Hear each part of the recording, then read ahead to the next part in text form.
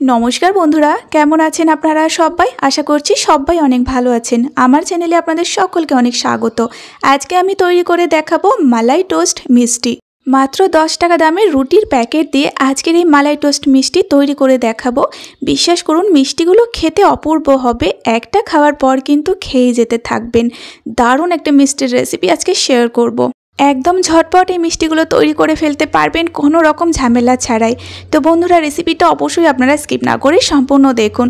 আশা করছি রেসিপিটা আপনাদের অনেক অনেক ভালো লাগবে। আর রেসিপিটা ভালো লাগলে অবশ্যই একটা লাইক অ্যান্ড কমেন্ট করবেন।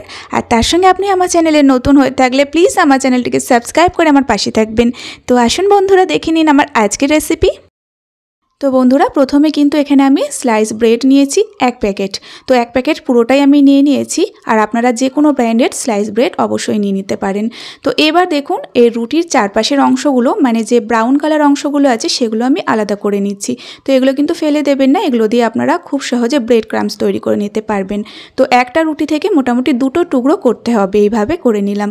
তো আপনারা চাইলে 2-3টে রুটি একসঙ্গে রেখেও করে নিতে পারেন, তাতে একটু অসুবিধা হবে, মানে রুটিগুলো একটু ঝরে ঝরে পড়ে যাওয়ার চান্স থাকে।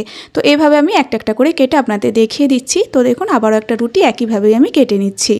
তো মোটামুটি 1 প্যাকেট রুটি থেকে কিন্তু অনেকগুলোই মিষ্টি তৈরি হয়ে যাবে। আর দেখুন এটাকেও আমি 2টো টুকরো করে নিলাম, একটা রুটি থেকে 2টো টুকরো হবে। তো দেখুন এভাবে আমি সমস্ত রুটিগুলো কিন্তু কেটে নিয়েছি। তো এবার কিন্তু এগুলোকে আমাদের ভেজে নিতে হবে। ভাজার জন্য এখানে আমি পর্যাপ্ত পরিমাণে রিফাইন্ড অয়েল ভালোভাবে গরম করেছি। তো গরম করার পরেই কিন্তু রুটিগুলো দিতে হবে। তো এবার আমি একটা একটা করে রুটি দিয়ে দিচ্ছি। আর রুটিগুলো ভাজতে কিন্তু খুব বেশি সময় লাগবে না, খুব তাড়াতাড়ি এগুলো মুচমুচে হয়ে যাবে। তবে গ্যাসের ফ্লেমটা অবশ্যই মিডিয়ামে রেখে ভেজে নেবেন। আর বারবার এইভাবে নেড়েচেড়ে 2 পাশটায় কিন্তু একই কালার করে ভেজে নেবেন। আর বারবার নেড়েচেড়ে নিলে কি হবে, দুদিকটায় সমান কালার আসবে। আর দেখুন এইভাবে কিন্তু আমি নেড়েচেড়ে ভেজে নিচ্ছি। আর একদমই ভাজতে সময় লাগবে না, 1 থেকে 1.5 মিনিটের মধ্যে কিন্তু খুব সুন্দরভাবে একটা কালার চলে আসবে আর ভালোভাবে ভাজাও হয়ে যাবে। তো এখন দেখতেই পাচ্ছেন কতটা সুন্দর একটা কালার চলে এসেছে। তো এবার আমি নামিয়ে নেব। একদমই কম সময় লাগে বন্ধুরা ভাজতে, তবে মিডিয়াম ফ্লেমে রেখে ভাজতে হবে। হাই ফ্লেম হলে কি হবে, তাড়াতাড়ি কালারটা চলে আসবে, সেক্ষেত্রে মুচমুচে হবে না। তো মোটামুটি 1.5 মিনিট সময় লাগবে। তো দেখুন এইভাবে আমি তেলটা ভালোভাবে ঝরিয়ে কিন্তু নামিয়ে নেব।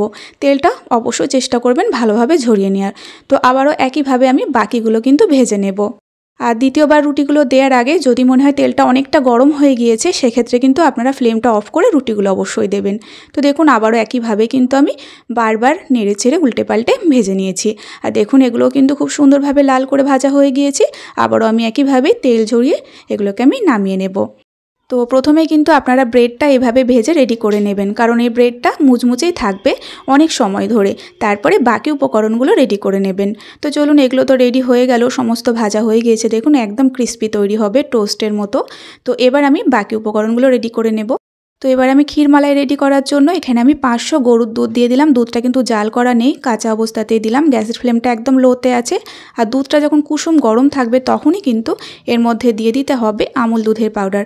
আমি এখানে 10 টাকা দামের যে আমুল দুধের পাউডার হয় সেই 2 প্যাকেট এখানে আমি দিয়ে দিলাম। তো দুধটা যখন কুসুম গরম থাকবে তখনই কিন্তু দুধটা দেবেন, মানে আমুল দুধটা দিতে হবে। তারপরে কিন্তু ভালোভাবে মেশানোর পরে গ্যাসের ফ্লেমটা অবশ্যই মিডিয়াম করে দেবেন। তো দেখুন আমুল দুধটা ভালোভাবে মেশানো হয়ে গিয়েছে, এখন আমি মিডিয়াম করে দিয়েছি গ্যাসের ফ্লেমটা। আর এইভাবে কিন্তু অনবরত নেড়ে চেড়ে যাবো আর একটা ক্ষীরমালাই তৈরি করে নেব। তো দেখুন মোটামুটি অনেকক্ষণই হয়ে গিয়েছে, এখনও অনেকটা গাঢ় হয়েছে, তবে এর থেকেও কিন্তু অনেকটা গাঢ় তৈরি করতে হবে। আর বারবার কিন্তু নাড়াচাড়া করবেন আর সাইড দিয়ে এইভাবে নামিয়ে দিতে থাকবেন। তো এবার দেখুন যখন মোটামুটি গাঢ় হয়ে আসবে তখন কিন্তু এর মধ্যে 1 চামচ ঘি আর তার সঙ্গে আমি 2 চামচ পরিমাণে গুঁড়ো চিনি অ্যাড করে দিলাম। মিষ্টিটা আপনাদের পছন্দ মতো দেবেন। তো চিনি দেওয়ার পরে কিন্তু মিশ্রণটা অনেকটা আবারও পাতলা হয়ে যাবে। তো আবারও কিন্তু গ্যাসের ফ্লেমটা লো টু মিডিয়ামে রেখে এটাকে একটু ঘন করে নেব। তো ফাইনালি এখানে আমাদের মালাই ক্ষীরটা তৈরি হয়ে গেছে। তো এখন এই ক্ষীরটাকে কিন্তু বাটির মধ্যে নামিয়ে একদম ভালোভাবে ঠান্ডা করতে দিয়ে দেব। তো মালাইটা ঠান্ডা হতে বেশ কিছুক্ষণ সময় লাগবে। এই সময়টাতে আমি একটা চিনির শিরা তৈরি করে নেব। তো তার জন্য 1/2 কাপ পরিমাণে চিনি আর 1/2 কাপ পরিমাণে জল দিলাম। তো অবশ্য সম পরিমাণ এখানে দেবেন, জলের পরিমাণটা বেশি দেবেন না। তো এবার আমি 2-3টে এলাচের খোসা দিয়ে দিলাম। দানাটা আমি অন্য একটা রান্নায় ইউজ করেছিলাম, তো খোসাটা দিলেও কিন্তু একটা সুন্দর ফ্লেভার আসবে। আপনারা চাইলে এখানে দানাটা ডাস্ট করে দিয়ে দিতে পারেন। তো এবার ভালোভাবে নেড়ে চেড়ে নেওয়ার পরে চিনি জলটা যখন ফুটে উঠবে তখন গ্যাসের ফ্লেমটা অবশ্যই লো টু মিডিয়ামে রেখে 2-3 মিনিট জাল করে নিতে হবে, কারণ এখানে কিন্তু আমাদের একটা এক তারের শিরা তৈরি করতে হবে, একদমই পাতলা শিরা কিন্তু হবে না। তো শিরাটা আমি 2-3 মিনিট মতো জাল করে নেওয়ার পরে এখন আপনাদের দেখিয়ে দেব, মানে একতার তৈরি হওয়ার আগের যে পর্যায়টা থাকে হাতের মধ্যে একদম দেখবেন আঠালো হয়ে লেগে যাবে, ঠিক সেই সময়েই কিন্তু ফ্লেমটা অফ করে দেবেন। তো আস্তে আস্তে এটা অনেকটাই আঠালো হয়ে যাবে। দেখুন হাতের মধ্যে একটা তার তৈরি হচ্ছে বা একটু হালকা দেখাচ্ছে, এরকম অবস্থাতে আমি ফ্লেমটা অফ করে দিলাম। তো এবার আমি শিরাটা নামিয়ে নিয়েছি, আর দেখুন যে টোস্টগুলো আমি ভেজে নিয়েছিলাম সেই টোস্টগুলোকে এখন আমি শিরার মধ্যে দিয়ে দিচ্ছি, কারণ এগুলোকে এখন শিরার মধ্যে একটু রাখবো, মানে রাখা বলতে কি একদমই কিন্তু কয়েক সেকেন্ড মতো জাস্ট এপিট ওপিট এটাকে শিরার সাথে মিশিয়ে নিয়েই তুলে নিতে হবে। একদমই কিন্তু বেশি সময় রাখবেন না, তাহলে কিন্তু নরম হয়ে যাবে, ক্রিস্পি ভাবটাই চলে যাবে। আর শিরাটা কিন্তু একদম এরম পারফেক্ট তৈরি করবেন, তাহলে একদম মুচমুচে থাকবে। আর পাতলা যদি তৈরি করে ফেলেন সঙ্গে সঙ্গে কিন্তু টোস্টগুলো নরম হয়ে যাবে।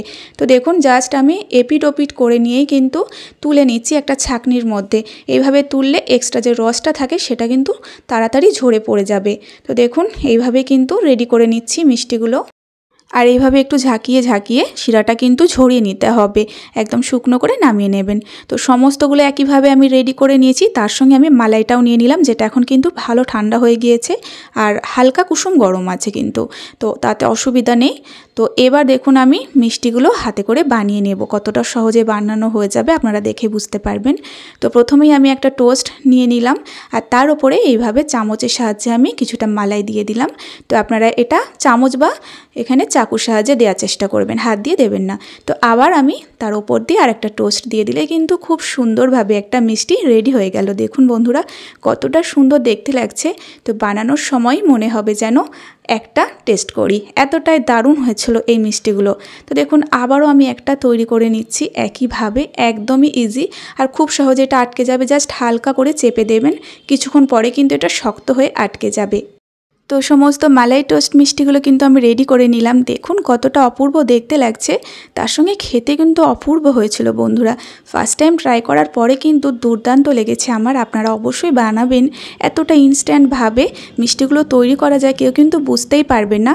তো চলুন এখন একটা কেটে দেখিয়ে দিচ্ছি, কারণ এগুলো অনেকটাই মুচমুচে তৈরি হবে। তো কাটার মধ্যেই আপনারা বুঝতে পেরেছেন এটা কতটা ক্রিস্পি হয়েছে, একদমই কিন্তু নরম হয়নি। অতিথি আপ্যায়নে বা হঠাৎ মিষ্টি খেতে ইচ্ছে করলে আপনারা ইনস্ট্যান্ট মিষ্টিটা তৈরি করে দেবেন, একদমই কিন্তু বুঝতে পারবেন না এটা খেয়ে যে এটা বাড়িতে বানানো হয়েছে। তো বন্ধুরা আশা করি আজকের রেসিপি আপনাদের ভালো লেগেছে, আর যদি আজকের রেসিপিটা ভালো লাগে তাহলে একটা লাইক অ্যান্ড কমেন্ট করতে কিন্তু একদমই ভুলবেন না। তো বন্ধুরা আজকের রেসিপি এই পর্যন্তই, আবারও ফিরে আসবো এরকম সহজ কোনো ভালো ভালো রেসিপি পর্ব নিয়ে। তো ততক্ষণে আপনারা সকলে ভালো থাকবেন এবং সাবধানে থাকবেন।